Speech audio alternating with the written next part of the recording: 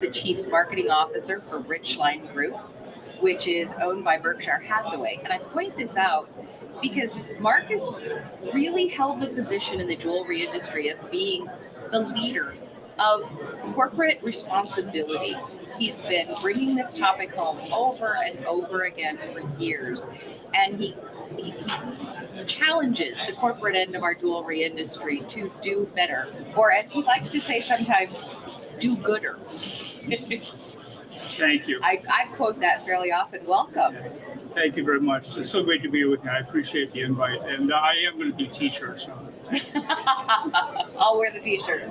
But yeah, I especially appreciate it because now that we're talking, we've got so many topics that as an industry we're really addressing. And I think that human rights will really address it. We're not just conflict minerals anymore. No, we're not. No one note anthem. And so for me, the next one to address is climate. After the Chicago Responsible Jewelry Conference this year, we were chatting in the evening, as well as you can on a Zoom environment. And COP26 was going on, right. And Mark was so impassioned that he was practically like talking over himself to get all the topics out on the table. And what was clear is we're not talking enough about environmental impact of the jewelry industry. So we talked about conflict minerals. Then we've been talking a lot about human rights, and those conversations are by no means done. But we have made progress, and now it's time to really start talking about the environment. Yeah, the COP26 held in Glasgow this year. First of all, that's Conference of the Parties, and 26 means this was the 26th one that was held. Well, why is it called Conference of the Parties? It sounds like saying blah blah blah blah blah. Yeah, I think it's global political correct. They wanted to get all the countries in there. Got it. They didn't want to say, well, the U.S. will be speaking, and so all parties. You know what? When I grew up, I was at a party line, my telephone. Yeah, I was too. Oh, yeah, you would? Mabel, hi, it's Mark. Oh, Mark in Hoffman College. It was Conference of the Parties, and it brought together little by little almost every country to this conference to talk about their particular issues, their goals, what they were targeting, and what they were doing about it. And it's really an impressive event. And this one, I think, was the most impressive of all, from my point of view, because it had businesses step up. This wasn't just about having governments step up. This was about having businesses step up. And of course, then net zero became the mantra for this particular conference. And really, it's had a major effect. Not that a lot of companies weren't doing this or weren't on a path, but I think COP26 really was a catalyst that if you're not paying attention, small or big, now's the time. Pay attention. This is just how serious it is after all these years of we haven't made gains. We have not made gains, and we're no longer arguing about whether or not the climate's changing. No, I mean, the crazy fringe might be, but this is established science. It's changing. Yeah, one of the first people who spoke talked about we can't have a healthy people on an unhealthy planet. That seems basic. That's exactly right. It was so simple, but so direct. Mm-hmm. That, being a zealot towards this isn't really hard once you look at all the challenges that we have worldwide. And we're a worldwide industry, and we address our challenges of mining environmentally. We're addressing, John Mulligan from World Gold Council just spoke at an event that I was a moderator on, and really laid out a great plan that World Gold Council is working towards on renewable energy and expanding it to the communities where their mines are, and trying to address at least the energy negatives associated with mining. And can you speak to any of those points that he was making and how that affects us as an industry? Well, I think the most important points he was making were energy. That energy use at the mines? Energy use at the mines, making that negative or making it at least neutral, mm-hmm. but also at the same time doing good for the people, the human factor, by having that energy that they brought to that area, that community, stay there. Okay. So, and why it's there, aiding that community and them having services that require energy, and this would be renewable energy, so whatever they're using, this improves the community as well as improving the mine. It's really impressive. And is it large mines and small mines, or primarily large mines at this point? Well, ever since they've now started to support artisanal, I asked him exactly the same question. He said that they were going to roll out 3 major projects, and then at that point, yeah, they were hoping to, take it down to the levels of communities and the levels of small mines. And I think I'm not totally accurate maybe with this statement, but that a lot of the small mines were not very far from the large mines, so they were going to actually benefit from this early on. Interesting. Now I'm kind of extrapolating here, but couldn't there be some follow-on benefits to that? For instance, I know one of the reasons it's hard to get mercury-free processes to smaller mines is because they don't have power at those sites, and so mercury is a no-power way to work. So could there be other benefits from having renewable energy readily available? Hopefully, absolutely, yes. I mean, that's a perfect comment, because we both work with Toby and mercury-free mining, so that is one of the conversations. Gravity isn't totally energy-free. No, it's not. But yes, so that's one impressive program, and then also Grant Anglin from IPMI, all the refineries. Sort of sorted out a lot of their directions.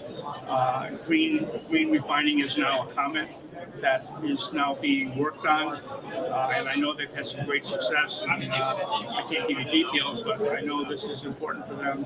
So we go mining, and we go the big mines, the small mines, we go refining, and then really all the way at the top, LPMA is now has added environment.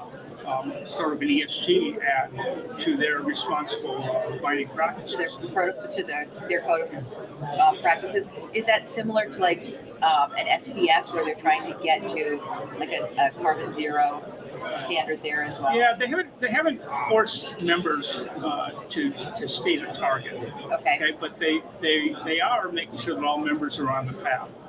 And for things like SCS monitoring and scorekeeping, that's absolutely going to be in the future. Okay. I mean, if you look right now, it's at sort of a different area. Look at the SEC.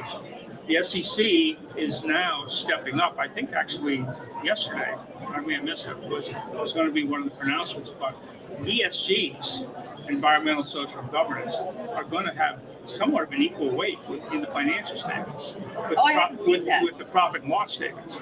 They're going to be opinions on valuations of companies is going to be equally important to the financial thing. And the phrase I love that the SEC, I think I stole this from the SEC, is it's showing the value of values.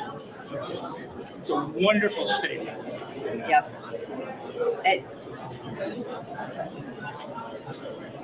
I have like 3 questions that are bubbling out of my head right now. So, but you have a couple of other things you want to talk about from there, and then maybe I'll ask some of these questions. I think mostly it's understanding that this is not completely new ground. That as an industry, I and many of us and most of us are hoping we're going to adapt and adopt to the need for paying attention to climate and its impacts in our own operations, small operations, large operations. Yep. If I relate some of the good things that are happening personally from the company, that in 2010 we put out a 5-acre solar array in Albuquerque, which you know about. Right? On the challenging side is that we have some 1880 facilities, in New England. That's a challenge, right? To retrofit, bring renewable energy in and do types of things. So you have to have a plan, and that plan, I mean, it starts with purpose. Mm-hmm. Right? Why are you doing this? Right? It weaves its way through reputation about what am I getting out of this. Yeah. Right. And I think the best way to say it is that each person's plan is going to be different, but they have to start identifying their risks, identifying their opportunities, mm-hmm. prioritize, not what they can do someday in the future, what they can do now. Right? And have that plan step exactly that way. What can I do now? What can I do next? What can I do? And I believe the industry is ready for that. I think that we are taking it on in so many ways. And once again, I said that I was privileged to be in webinars with the group I mentioned, but also the second webinar was with Keurig and De Beers and Richline. You see from the major brands, these are major luxury brands, how important it is with the consumer. And that's the thing I think that people aren't realizing is that there is true consumer pressure now. It's not niche. Yeah, if they're stepping up and they're investing and they're creating the right brand message, they're not going to take a risk in brands like Cartier by greenwashing. It's going to be real. It's real. Did you see the recent McKinsey studies that measured consumer willingness to pay for responsibility? 63 and 70%. That's right. These weren't any longer 30% and 40% numbers. These were high numbers about how important it is. Yeah, consumers do care. And by the way, I do recommend if you Google McKinsey and find their recent client report, it's a wealth of knowledge, especially because it takes away the why am I doing this? If the consumer is going to judge you and your reputation is not just on quality and not just maybe on price, but on how good a company you are and how good that brand is to the world, they're going to judge you on that. They will judge you on that. Time to step up. Well, and we're both old marketers, so this conversation about company values and wrapping your story around your values and standing for something, and that people connect to values, not just to what you sell. This theme of environmental responsibility is more important than ever when it comes to your company storytelling. I always tell people, do it because it's the right thing to do. But if that's not enough for you, do it because it'll be bad for business if you don't. Yeah, well, and I think the other part of that is that when you do the evaluation of your company, you're going to come up against the word materiality. Mm-hmm. Like, materiality means how relevant is this particular thing to your business and to your customers. Yep. And when you really look at how many of climate-related issues and safety-related issues and health-related issues, these are monumental indicators of how good a company you are. Yep. And people are now are asking that question. And as I said, the SEC is going to start demanding it. The UK already is demanding it. Yes. And there's several other countries in Europe that are also. The EU is definitely ahead of us. Definitely ahead of us on this point. So, aside from that, I'd add that, beyond climate, probably the next most important issue of the least talked about issues is DEI. And that is another really critical issue for the jewelry industry. I mean, what we're talking about is really expanding this whole conversation about responsibility to say this is all about business ethics and character. Yes, it is. So, where we buy our materials from and what happens to the world when we expect, source them, and what we do to the environment in the process of acquiring our materials, but then also how we treat our people and our communities within our businesses, and that's where the DEI comes in. Yeah, and the roadmap to that really is first understand your purpose as an individual and as a company, and then secondly, state it. Do your own code of ethics. Do your own code of conduct. Mm-hmm. If you haven't done this, it's probably the most important exercise you could do, because now you're challenging what you believe from a business point of view. Yep. And your codes of ethics and conduct then become shareable. So, I always say that, we have our family values, and everyone that wants to be part of our family, you need to share our family values, or you're not getting dinner tonight. But that's the process. And then from those codes and from what you believe in, be sure that your supply chain understands that's where you are. If they want to be part of that family, they need to be there too. Not maybe immediately, but they need to have a path. And you're willing to help them. One of the great things about this is it's very collaborative. If you have your goals, then you need to be collaborative in seeing that others around you set those goals. And then you prioritize, and then eventually, to the point you were making a minute ago, talk about it. That's right. Right?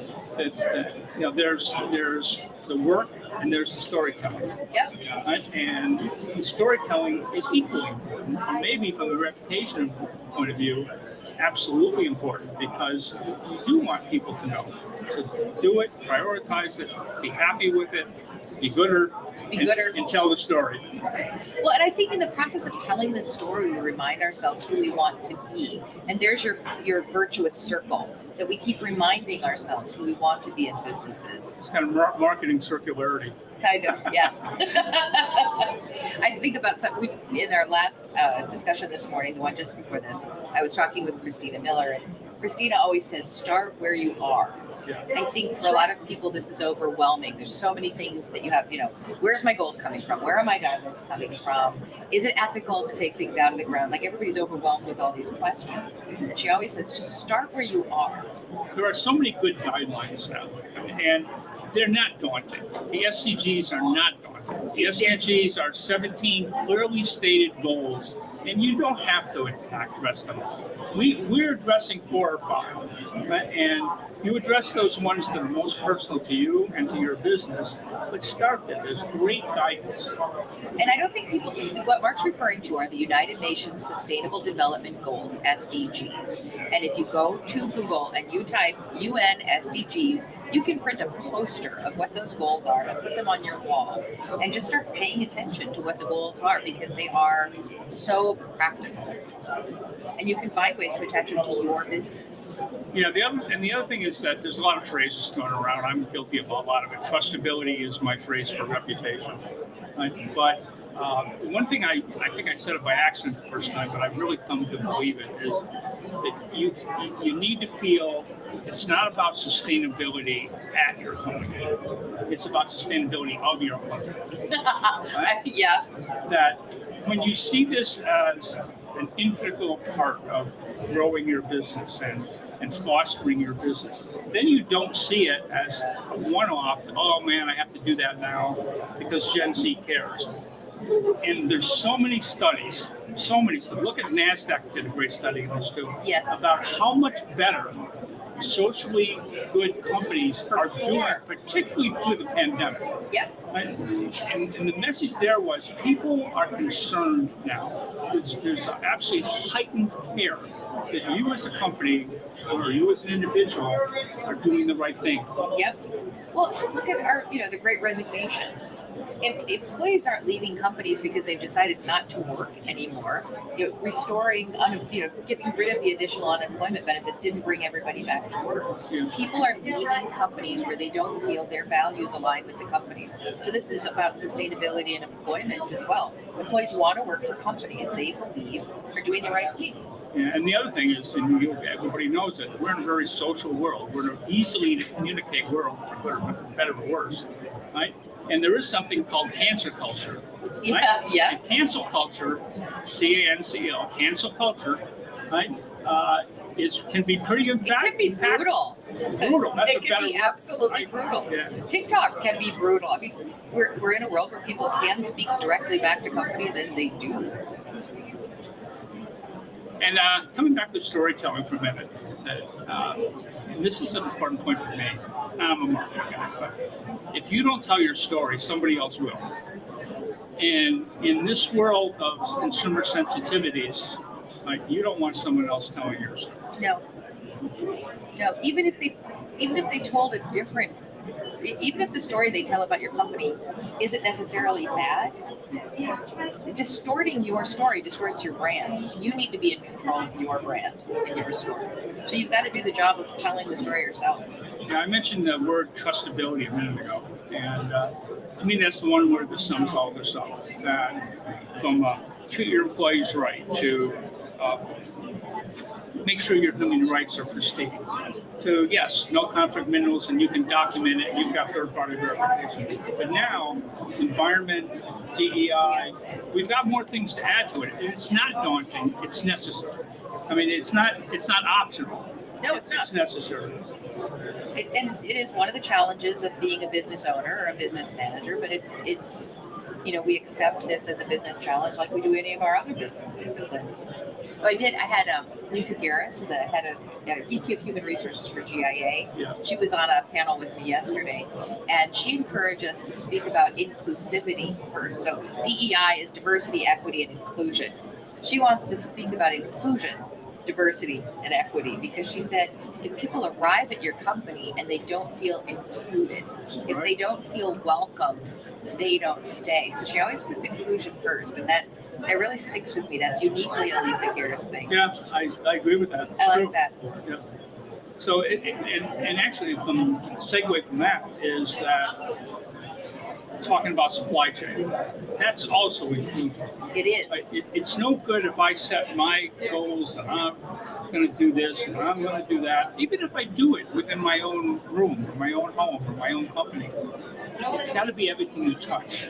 Right? That it's not just a supply chain. It's a family of ethics. It's a continuous. We talk about chain of custody. Everybody's got a chain of custody. Well, it's a chain of ethics. From the beginning, all the way down to you deliver it to whoever your customer is. Mm-hmm. Well, and we've got some traditional. When I made it to the jewelry industry, it was beginning of 95. And I was shocked at how the jewelry industry didn't talk to each other in the supply chain. There was so much opacity. And so suppliers and their customers were not talking to each other in the way that I was accustomed to in other industries. And I think we need to work really hard to break. It's like it's such a habit in our industry to not necessarily communicate transparently with our supply chain partners.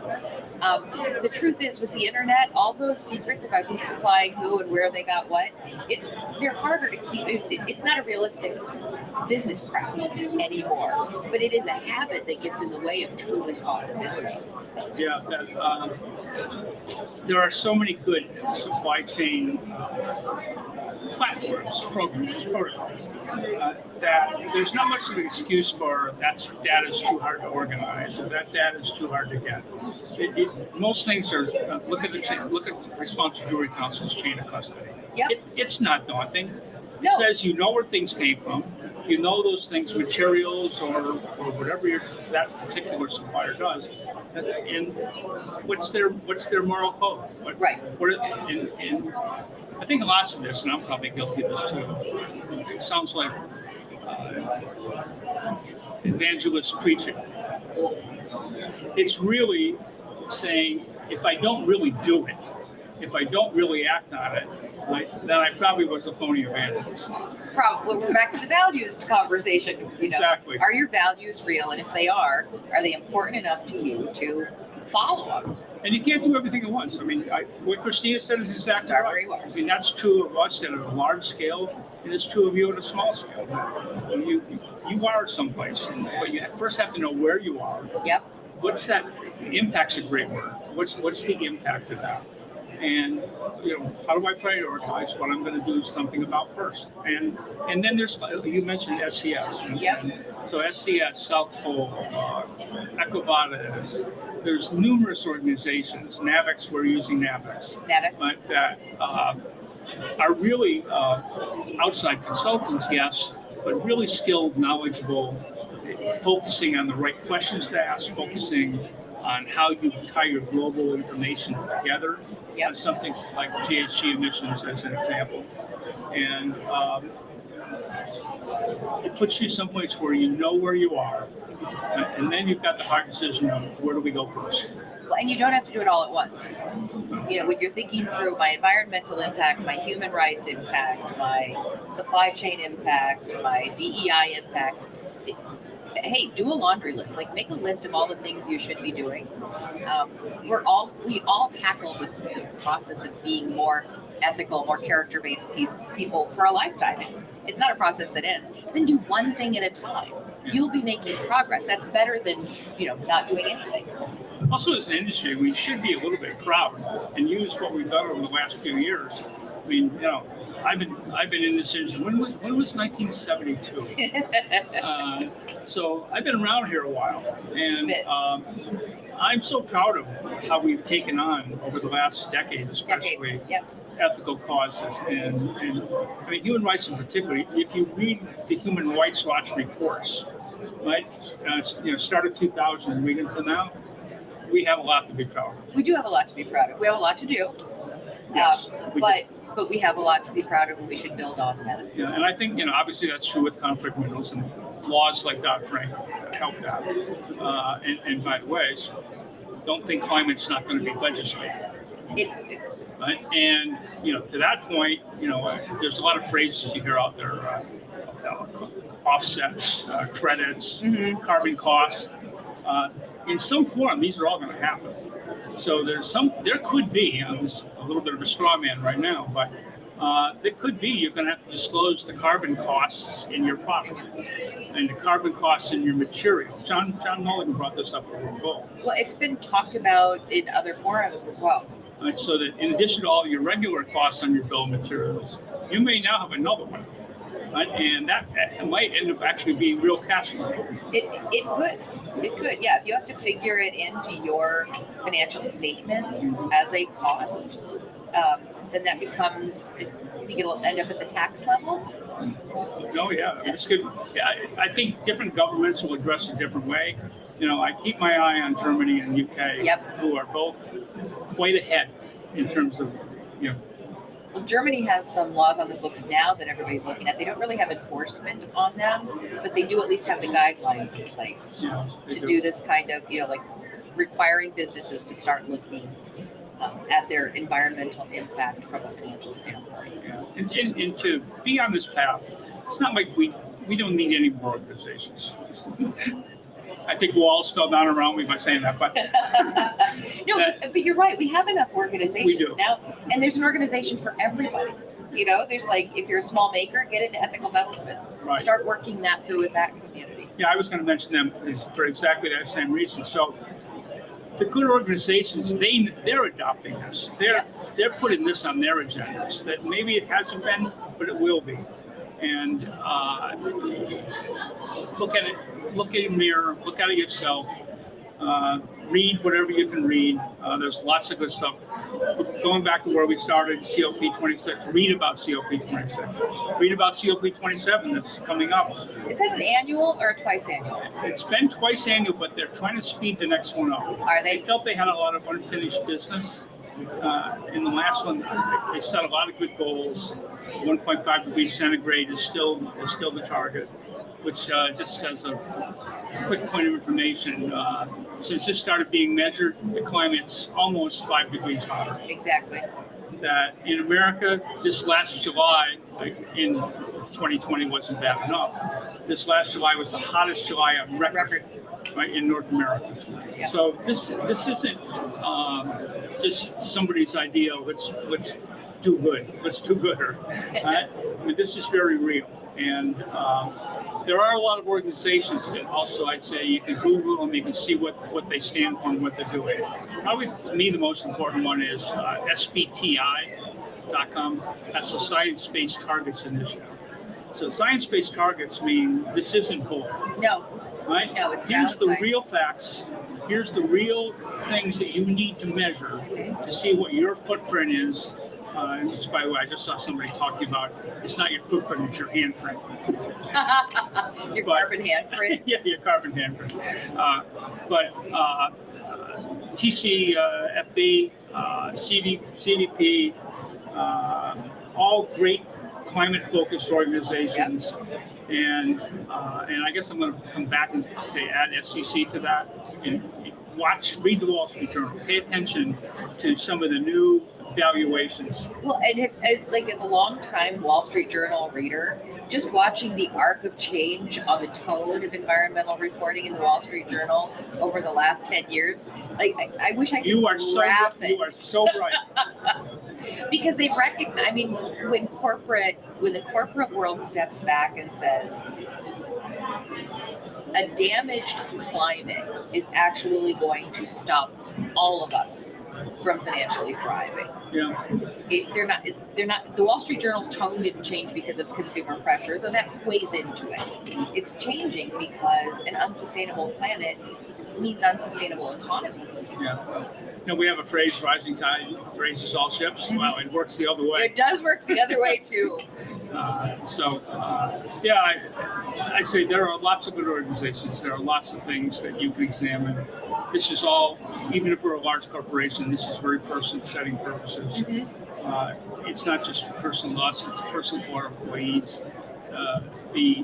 Anyone that's been trying to hire during this difficult environment, I can guarantee you a lot of the questioning and a lot of decision making is based upon where you're going ethically and responsibly as a company. And I think that one of the statements that I made at one of the meetings, our internal meetings, one of the young ladies talked about, we don't outsource our responsibility, do we? Right? And I think we were talking about setting up measurements and how we were going to do it. It's another great sentence that we don't outsource our responsibility. You can't outsource your character. Yeah. It's yours. So yeah, I think my advice is if it wasn't enough to do, there is more to do, and it's just not something. Andrew and I go to lots of conferences, and we've been on lots of conferences. Climate's not been a focal point. Environments, other than things like the wonderful Amazon AIM project on a disaster situation. It's not that there are none. There are some good projects affecting the industry, but nothing quite of the level of looking at climate change, both macro-wise in terms of what the real impact is, but also micro in terms of what can I do, how can I help as a consumer, as a small business owner, as a president of a corporation. It's time. Yeah. And it's tick, tick, tick, tick, tick, tick, tick. So. Yeah. It might seem like, I know there are a lot of smaller businesses in our audience today, and it might seem like, well, I can't afford, a consultant to take me through an RJC process or, an advisor on the climate for our company. But all of these acronyms that Mark just went through, they all have standards and resources on their websites, information that you can use, and it's there for free. So the first thing you can do is just start to get informed. And not just so much in terms of, I look at this, we're at a trade show and I've got my plastic bottle here. I promise I've been refilled. I paid more for mine. It's it's not just as simple as, it can be just as simple as recycling, but sometimes I think what we think we know about impact on the environment is it's like scratching the surface. And when you go to those websites of those environmental, the science groups or you've got your list of acronyms there, and I'm never going to come up with them on the fly.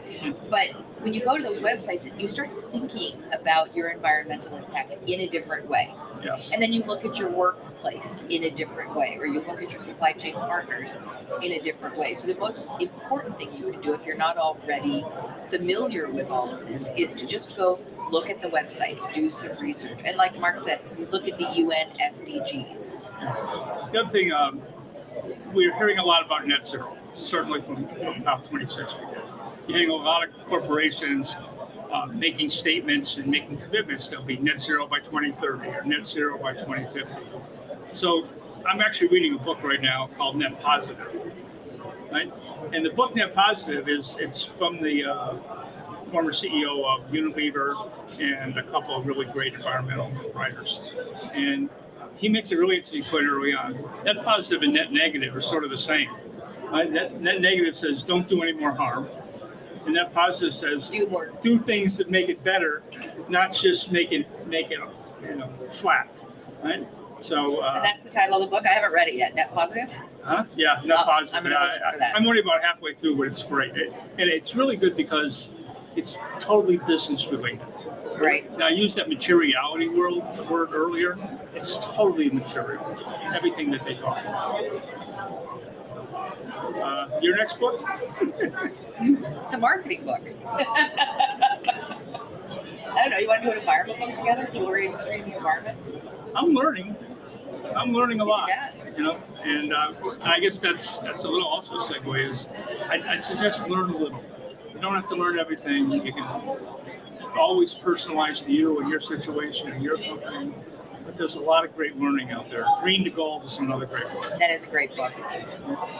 Well, and you could look at the number of things that we have to learn to try to make a difference before, we're leaving this place to our kids and grandkids. But it's also incredibly invigorating to learn that we can make a difference and to do things that are positive. Yeah, I don't think there's anything that can give you more passion about what you do at work or at home than that kind of goal, that kind of I can see it. I'm not sure how to get there, but I really want to. And that's really what brings out the passion in your work and your personal life. Yep. Yeah, keeps us young. So, at least for me, it does. There isn't any baseball right now, so. No, just basketball, but you're already Oh, out. yeah, I already I lasted about the first half of the game that I was out. And you were out? I think I was out about as fast, yeah. So what happens when you go with what people expect to win? But again, there are lots of important projects. There's lots of important issues that we as an industry need to continue to address, and we can't do them in series. We have to do them in parallel. And as we both said earlier, we can be proud of a lot of things they're doing. We're not perfect yet. There's a lot of work to do. But we do need to add this to our activities. Yep, we do. So join something, do something. So join Ethical Metalsmiths. If you're a member of RJO, IJO, JA, MJSA, whichever group you're part of, be a voice for having more responsibility discussions within those organizations. Ask them to have those presentations at their education forums like we're doing here at MJSA. Attend the Chicago Responsible Jewelry Conference or the Jewelry Industry Summit. Participate in the Cleaner Gold Network. Step up and do something and join people who are doing something because you'll learn from your peers as well, and they'll give you lots of good ideas. Yeah, I think we're also in a world where I think as kids we all had spelling bee. Mm-hmm. Like, I was good at it. I was not good at it. I think on the SATs, like an 800 math and 400 in English. I don't know if I can even spell SAT. You just did. You're good. But speaking about SAT as an acronym, I could probably give you, Andrea could do 100 acronyms, all which are relevant, to our industry. So we need an acronym B. Oh, an acronym B. That could be kind of. Could there be drinking involved? Oh yeah. Because I think that would be necessary. That's the only way to go. Except DUI would have been one. We have to leave that one off. We all have to stay. So you had some acronyms here, some energy or some environment organizations. Like you said earlier, I could try to memorize them all, but I'll forget some. So I'm not going to tell you what all these mean. I'll tell you what a few of these mean. SBTI, I told you, science-based targets. SASB, very important one. The Sustainability Accounting Board. I didn't even know that one. Yeah, SASB, very important. We're using it a lot. NAVEX uses it a lot in setting up measurements. So I'd look at that one. Standard SASB, Sustainability Accounting. Which is, okay. GRI, Global Reporting Initiative. That's really the scorekeepers. There's a lot of great information. Yeah, there. and they are already rating companies. Yes. Right? And this is going to happen. Our industry has been below the radar, but industries are being rated and companies are being rated. Well, I think some people aren't. I want to come back to your acronyms, but it just reminded me of a really important point. Right now, with the situation going on with Russia, and Russia having tried to shore up their reserves, their ability to function independently economically when they did an aggression. What if they shored up their reserves with diamonds and gold? We're getting heightened attention at all government levels now about how much gold and diamonds are sitting in Russia's hands, ready to be used as money. So the jewelry industry is going to be coming in for a tremendous amount of policy and regulatory observation and scrutiny that we have not been in before. So get ready. Yeah, I know you were did a great letter with the industry. We as a company have just done a letter to the entire supply chain, including an affidavit of compliance based upon. I like that. Because we're asking people to recognize it, but also show us you recognize it and understand that you're committing that we are not going to get Russian diamonds, we are not going to get Russian materials, and we don't want them in any form. That's right. And it doesn't matter if you can get them legally because somebody worked their way around it. We don't want them. And again, I'm old, so I lived through this in the beginning with the SEC and on the Dodd-Frank Act. Mm-hmm. And when I first heard about the Dodd-Frank Act, I asked the State Department, is this an embargo? Right? Are we embargoing because we're going to hurt small people, Right. and we're going to hurt people that can't do this? Well, guess what? This Russian one is it's an embargo. this is absolutely saying Russia's not a small little artisanal miner. Russia knows what they're doing, and I don't want to get into politics, but yes, we're asking all of our suppliers to sign an affidavit guaranteeing that we will not, in any which way, shape, or form, receive Russian diamonds or Russian precious metals. And that was a really powerful statement from Richline, which is one of the largest players in the U.S. jewelry industry, so in the world.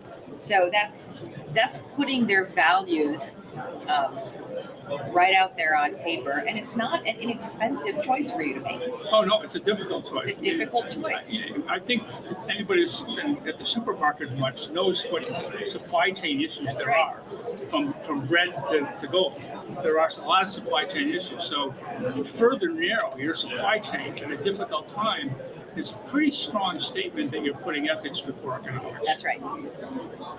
And hey, listen, we labored with that decision too. These are tough decisions. I remember you saying you were going into meetings. Yeah, with actually, Brett. you're I would right. imagine there was a lot of conversation. We spoke the morning that we were trying to decide, okay, let's put all this up on the blackboard, and what does this look like for us? Yep. And but we came down, as you guys stated, we came down with, Well, I was impressed. yeah, so. Yep. Back to your acronyms. Oh, yeah. All right, so GRI, I said. ECI, it's the Ethics Compliance Initiative. TCFD, I mentioned that earlier, that's the task force for climate disclosures. That's an important one also. That is. TCFD. CDP, I don't even know what it stands for, and I didn't write it. I don't know what it is. But you wrote it down, so you must have been thinking about it. And I'm looking at my sheet, and SCS and South Pole and other organizations that help you do this. Another thing on my notes is that just last week, though, California just initiated a corporate climate. Yeah, they did. Corporate Climate Respect Act, right? So, and those of us get involved with a lot of legislature stuff. If California does it, it's on its way. It's on its way. It's on its way. So, I said I also have a separate note. You said this earlier. It says start goals that you can measure by starting your own tier and move from there. Christina said it, you said it, I said it again. It's just good advice. It bears repeating. I think maybe it's worth talking a little bit more about, we skipped over a little bit quickly, but I really encourage looking at the SDGs, reading them, and I really encourage understanding what ESG means. And if you Google this, you'll get your inbox full for hours. Yeah, you will. You will. Well, and there was some criticism in the news media recently about ESGs and do they really stand for what they say they're standing for? And I think there's a tendency in the environmental or overall social responsibility world to sometimes let perfect be the enemy of good. Yes. I think there's two enemies. That's the first one. The second one is trust but verify. Right. Because you need to do it on trust, and you need to have enough verification on certain things where you must. To support But that to trust. but to verify everything you do, that's where the costs come in. But the more you're trusted, the more you've always done the right thing, the less you have to verify. That's true. The less you need the third parties to say, oh yeah, you did it, okay. B+, be a company that people trust. That trustability word to me is paramount. And then some of that verification won't be necessary because people know you stand by what you say and what you do. Well, and when we talk about like civilization, this idea of civilization, it's really about the idea of shared values and defining that certain things just aren't done. And as an industry, we are our own, it's a form of civilization. As an industry, we just need to get to the point where we say certain things just aren't done and keep raising that bar together.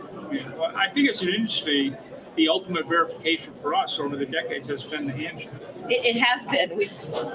right? And that's still pretty much good.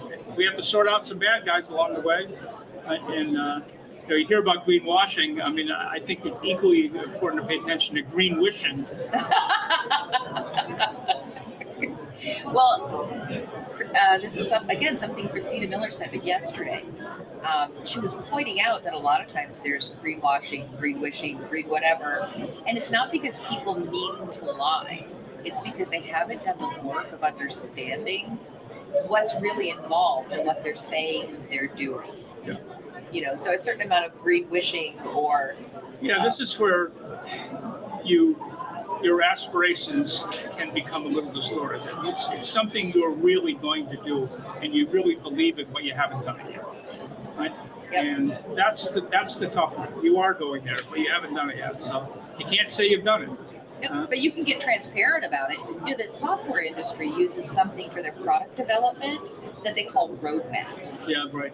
And so you can go to a software company. No software ever does everything we want it to do. Half the times they don't. Anyway, that's a different discussion. But the software is missing a feature that you wish you had. You can go to their roadmap and you can see what they're planning to do in the future that they haven't gotten to yet. And I just keep asking everybody, get a responsibility roadmap on your website. Come up with your list of things that you want to do that are important to you.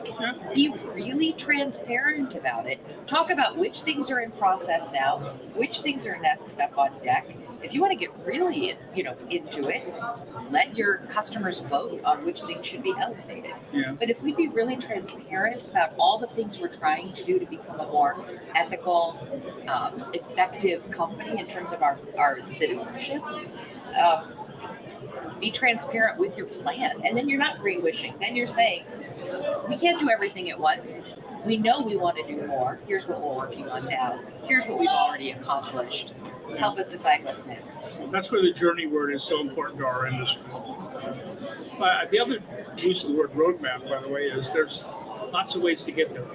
There are lots of ways to get there. So, good word. I mean, I think that, and you don't have to follow any specific path. Nope. Well, just to really belabor the roadmap, the whole idea of a road trip is there's somewhere you're going. There's only two things you have to know: where you are now and where you're going. And how much gas you have. Well, and can I afford to fill it up? Well, there's that. All right. We're good. We're good? I got through the topics you wanted to cover?